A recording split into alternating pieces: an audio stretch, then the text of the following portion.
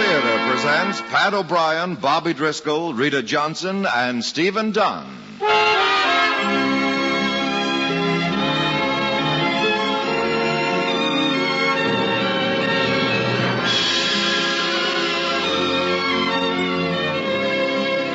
From Hollywood, the Mutual Network, in cooperation with Family Theater, presents The Courtship of John Dennis, starring Pat O'Brien, Bobby Driscoll, Rita Johnson, and Stephen Dunn.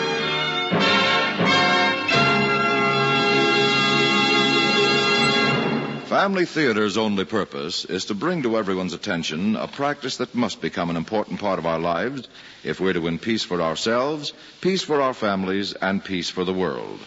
Family Theater urges you to pray. Pray together as a family. And now to our drama, The Courtship of John Dennis, starring Pat O'Brien as John, Bobby Driscoll as Jimmy, Rita Johnson as Miss Christian, and Stephen Dunn as James.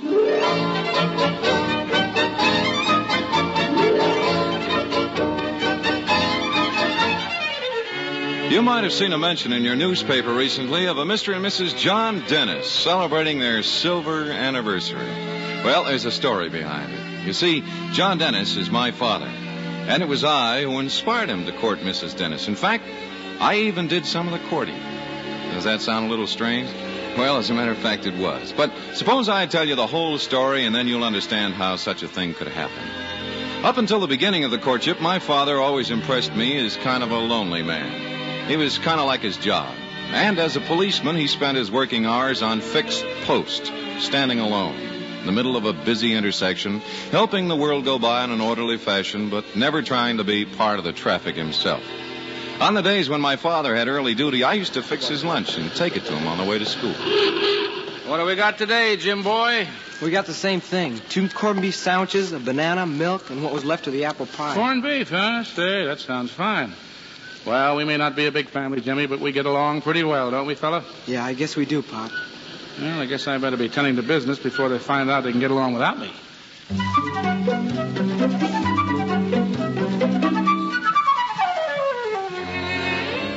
It was at school that the courtship really began.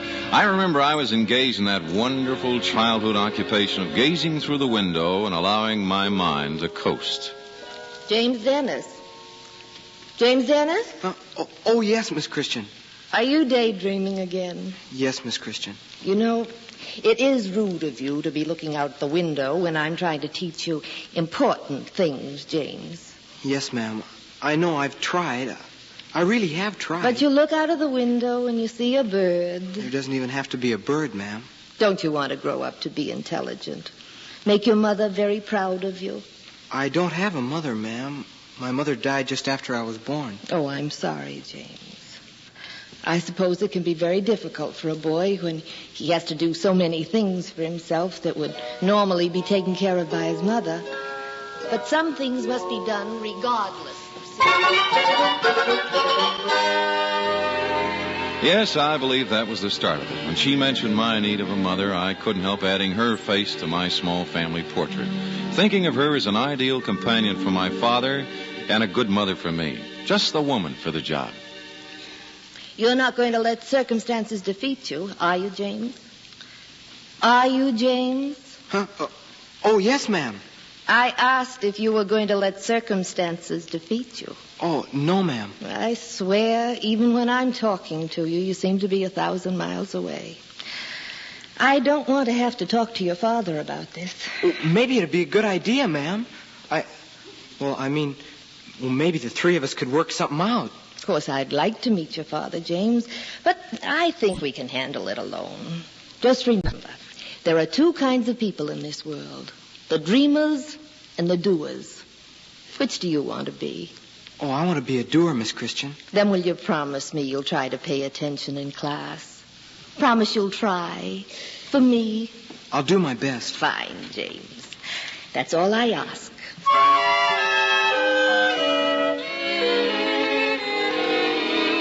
And I did try. In fact, that very afternoon, I went directly home from school and spent hours just gazing into space, trying to think of ways of applying myself to the business of becoming a doer instead of a dreamer.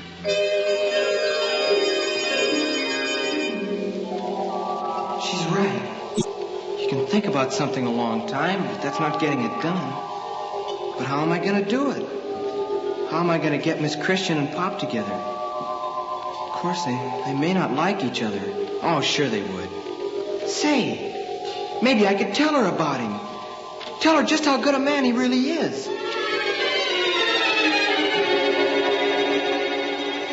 He certainly sounds splendid from what you tell me, James. Oh, he is, ma'am. You should see him. Do you suppose I might? Take no time at all, ma'am. He's directing traffic right now at the Powell and Center Street intersection. Oh, is that your father? Yes, ma'am. That's my father. Oh, so handsome in his uniform and white gloves. That's so the drivers can see his directions better. Oh, James, tomorrow, why don't you... Yes, ma'am? Why don't you ask him to talk to me tomorrow about, let's say, about your daydreaming? Wouldn't that be a nice way for us to meet? Hey, that's a very good idea. Jim. Jim, boy, you home? I'm in here, Pop. Well, I thought you might be out playing a little baseball or whooping it up with the boys. I suppose you forgot we were going to meet at the station house. Yeah, I guess I did. And I think maybe you forgot to pick a place to eat tonight. You're right, Pop. You got something on your mind, Jimmy? Yeah, I guess I have. Well, is it a talking problem or a thinking problem? A talking problem. I'll be happy to listen, you know that. Pop, Miss Christian sure is swell. Oh, so you're going to be married, huh? You want some advice? Well, that's fine, just fine. Oh, Pop. Turned you down, huh? Mm-hmm. Well, her judgment's poor. This is kind of serious. All right, what is it? Miss Christian says I dream too much. Thought I had to be a doer instead of a dreamer. Oh, what else? That's all. That's all? That's all. Yeah, that's a lot of bunk. I'd like to make the acquaintance of this Miss Christian of yours. That's a good idea. You know, there's a time to do as well as a time to dream. I'll agree to that. But where does she think this world would be if people didn't dream a little? Well, she says that... Greatest exercise for the imagination in the world. I remember someone saying one time, a dreamer lives forever, but a toiler dies in a day. Jimmy, you ask your teacher what would be accomplished in this world if it weren't for men with imagination, men like Columbus and Longfellow and Loyola and George Washington, yes, and even Bret Hart. Well, and you ask her. A man's got to have a dream before he can make it come true. You tell her that, my boy. Why don't you tell her, Pop? Why don't I tell her? Well, she said she'd like to talk to you about it. Oh, she did. Well, kind of. What do you mean, kind of? Well, she said she didn't want to have to talk to you about it. Oh, she did she? Well, I'll tell you. Well, how about tomorrow morning? Now, Jim, I don't think, I don't know as we should make a big thing out of all of this. Okay, Pop. If you don't want to, you don't want to. No, it's not that I don't want it, Jim. No, you don't have to. I'll get along somehow. No, you don't have to talk to her. All right. Tomorrow morning before I go to work, we'll stop by and have a talk with her. Good enough? I think that'll be just fine. I remember the illusions I entertained regarding that first meeting between my father and Miss Christian. All of them had the same general form and, of course, a happy ending. Miss Christian, I'd like you to meet my father, Officer John Dennis. I'm so pleased to meet you, Officer Denis. I'm pleased to meet you, Miss Christian. Now, Miss Christian, I'm a man of few words. I do so admire a man of few words. Good. So, I'm a lonely man, and my son should have a mother. So will you be my wife, Miss Christian? Your wife? And make our family 3 instead of only 2, Miss Christian. Why, yes. I think so. I think I'd rather like that, Mr. Denis. Splendid, Miss Christian. And it's all settled. It's all settled. Would tomorrow afternoon be all right for the wedding? It would not, Miss Christian. No. Why not now, Miss Christian?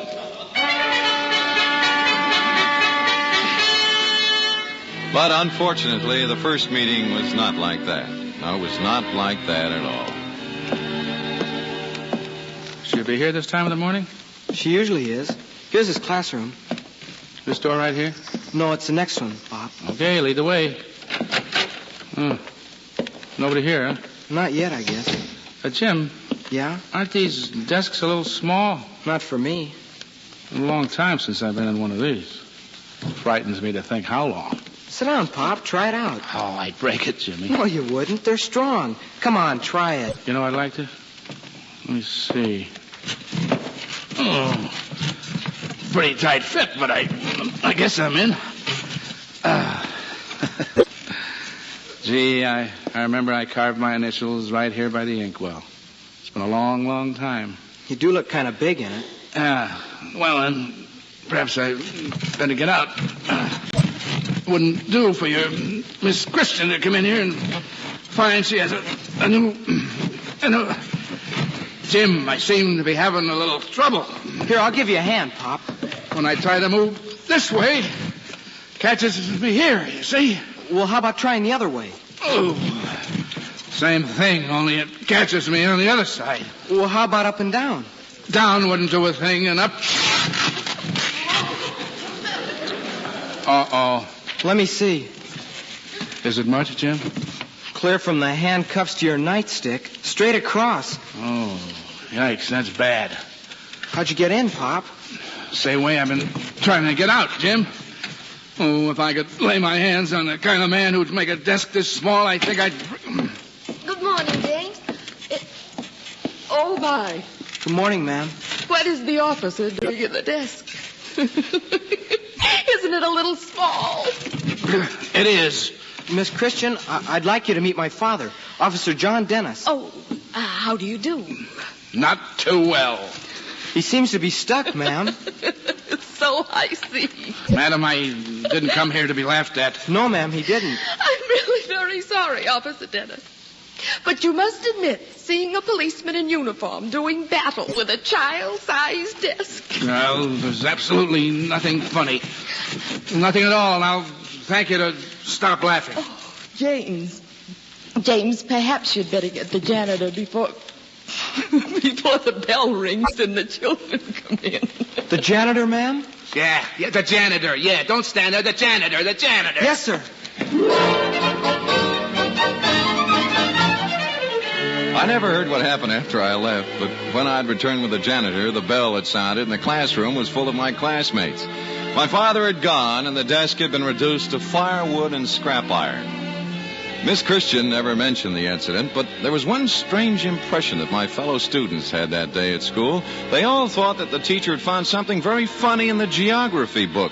For each time she held a large volume up before her face, strange giggling noises could be heard coming from the vicinity of the desk. Well, I thought it over on the way home and decided not to mention it to my father. I don't think either one of us were very much in the mood for conversation that night anyway. Hello, Pop. Oh, Jimmy, I didn't see you. Oh, I thought I'd sit out here. It's cooler on the porch. Want to stroll over to Dobson's for a bite? Dobson's? Yeah, it's inexpensive, and, well, I don't want to take too much time. I've got some mending, some things to do. Yeah, okay, sure. Let's go to Dobson's. Doesn't make any difference to me. You know what I mean, Jimmy? We'll be having to take it easy on the expense this month because, well, I'll be having to pay for a desk. And I want to get back early because I have to sew my trousers. You didn't have to say it, Pop. Well, I'm not going to beat around the bush with my own son. I'm sorry you didn't like Miss Christian. No. You know, you shouted pretty loud at her. No. I think you hurt her feelings. I hurt her feelings. Well, I thought you'd like to know. Well, thank you. You know, you always tell me any kind of a man can make a mistake, but it takes a big man to apologize. Apologize? Okay. Okay, you don't have to if you don't want to. She'll get along somehow. No, you don't have to. You can keep that up all night. All night. But I'm not a man to be bitten by the same dog twice. At least not in the same way. Okay. Nice evening, isn't it? Yeah. Turning out warm, good baseball weather. Another spring's just about here, I'd say. Pop. Uh-huh. Don't you like her at all? Say, you wouldn't be trying to make a match, would you, Jim? You know, I think you're right, Pop. Another spring's just about here. She's a handsome enough woman, your Miss Christian. Handsomest I ever seen since your mother passed away, Jimmy. But, well, I'd forget it if I were you. You see, you can lead a person to something. Sometimes you can even do a little thinking for other people, but you can never feel for them. No, even if I were a mind of, well, which I'm not. Circumstances would be against it, Jim. So I'd just get it out of my mind if I were you. Just try and forget it.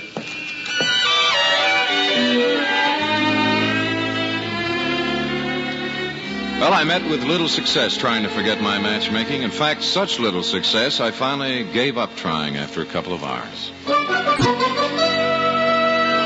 I remember lying in my bed that night with my eyes focused on the street light in front of the Merrick Coal Company. And there were a couple of thoughts that occurred to me. Of course, I remembered what my father had said. Circumstances would be against it, Jim. Just try and forget it. And I remembered a conversation Miss Christian and I had only the day before. You aren't going to let circumstances defeat you, are you, James? Oh, no, ma'am. And so I formed a plan. And the next day, I set my scheme to work.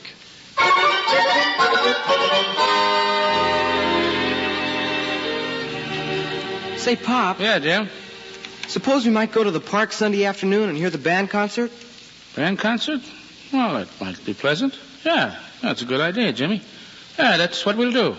You don't mind if I bring a friend, do you, Pop? Pleased to have one of your young friends along. Pleased to.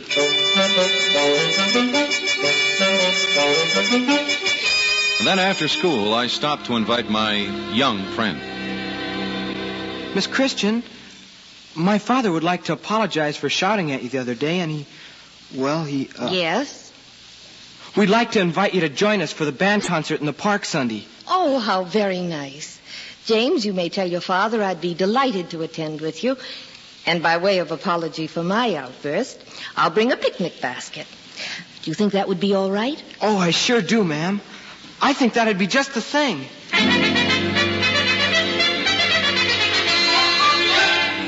And it looked as if everything would be fine, that my efforts as a doer would be richly rewarded. That is, it looked that way till Sunday. I remember we were walking home from church, and my father and I exchanged surprises. Looks like we're going to have fine weather for the park today, huh? Yeah, perfect weather for a ball game, too. Guess you haven't heard. The Eagles and the Warriors are playing an exhibition game today, huh? Oh, yeah. That's real nice. Guess who's got a box for that game, Jim, my boy? I don't know who. I have. You have? But, Pa... A little surprised, huh? Just so happens that Councilman Flynn will be out of town for a while, and he was good enough to give me the use of his box at the park. Sound good to you? But what about the band concert? Well, what about it?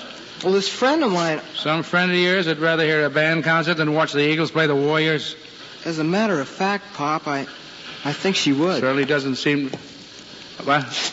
Did you say she? Yeah, I did. And who might this she be? Miss Christian. After I told you to forget matchmaking. I'm sorry, Pop. That's not quite good enough, Jim. Well, she's even packing a lunch. Packing a lunch? Well, it looks like we're going to a band concert then, doesn't it? Yeah, I guess so. You've gone a little too far this time, Jim, and I want you to know I don't thank you for it.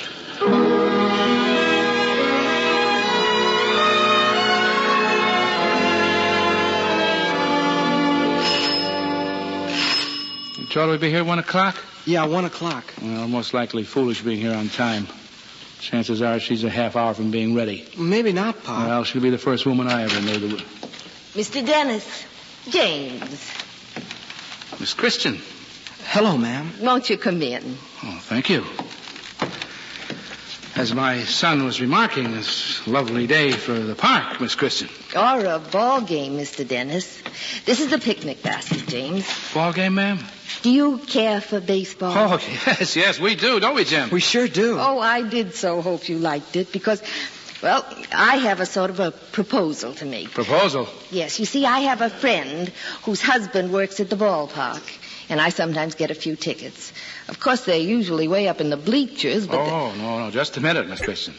Are you proposing we forego the band concert for the ball game? Oh, we really don't have to, Mr. Denis.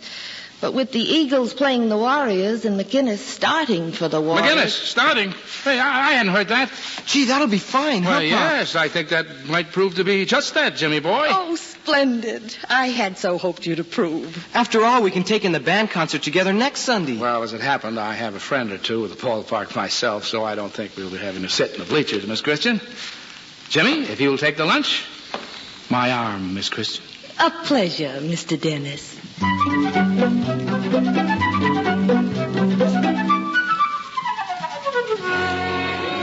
Although the Eagles managed to eke out a 27-0 win over the home team Warriors, it was an excellent afternoon. There was only one faint note of discord during the whole afternoon. It was while we were walking home.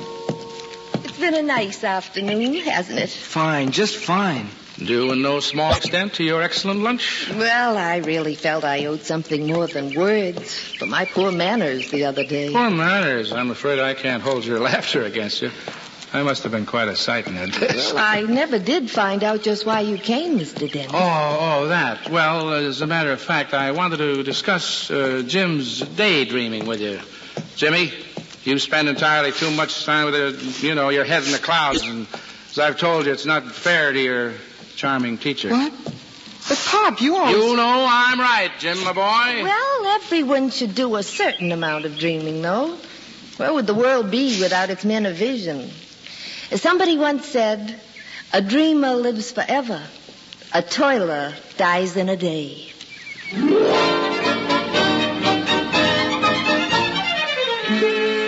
And so that was the beginning of the courtship of John Dennis. And as I told you a few minutes ago, my father and mother celebrated their silver anniversary just a few days ago. So you can see it was successful. To me, well, I learned to be a doer. Of sorts, that is. But after all, where would this world be if people didn't dream a little?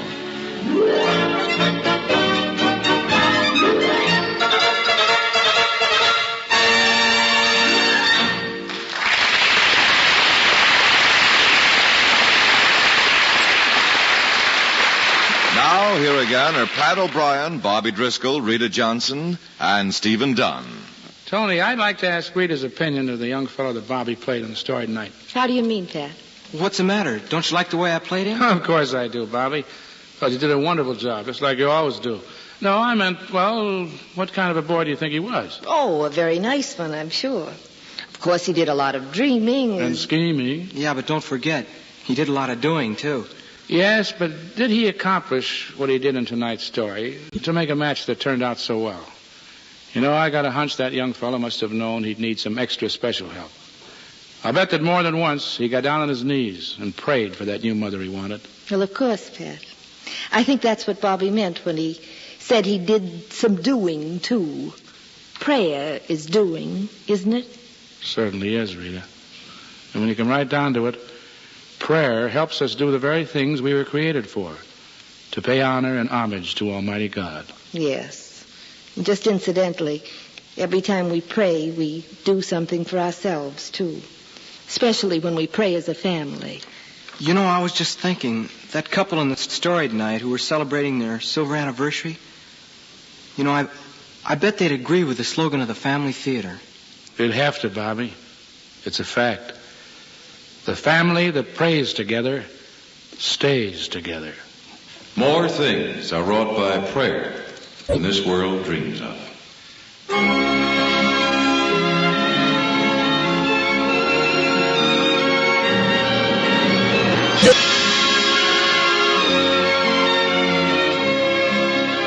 From Hollywood, Family Theater has brought you The Courtship of John Dennis, starring Pat O'Brien, Bobby Driscoll, Rita Johnson, and Stephen Dunn. The script was written by Robert Hugh O'Sullivan, with music composed and conducted by Harry Zimmerman, and was directed and transcribed for Family Theater by Joseph F. Mansfield. This series of Family Theater broadcasts is made possible by the thousands of you who feel the need for this type of program, by the Mutual Network, which has responded to this need, and by the hundreds of stars of stage, screen, and radio who give so unselfishly of their time and talent to appear on our Family Theater stage. To them and to you, our humble thanks. This is Tony Lafrano expressing the wish of Family Theater that the blessing of God may be upon you and your home, and inviting you to be with us next week when Family Theater will present Hop, Skip, and Jump, starring Benita Granville and Charles Ruggles. Join us, won't you?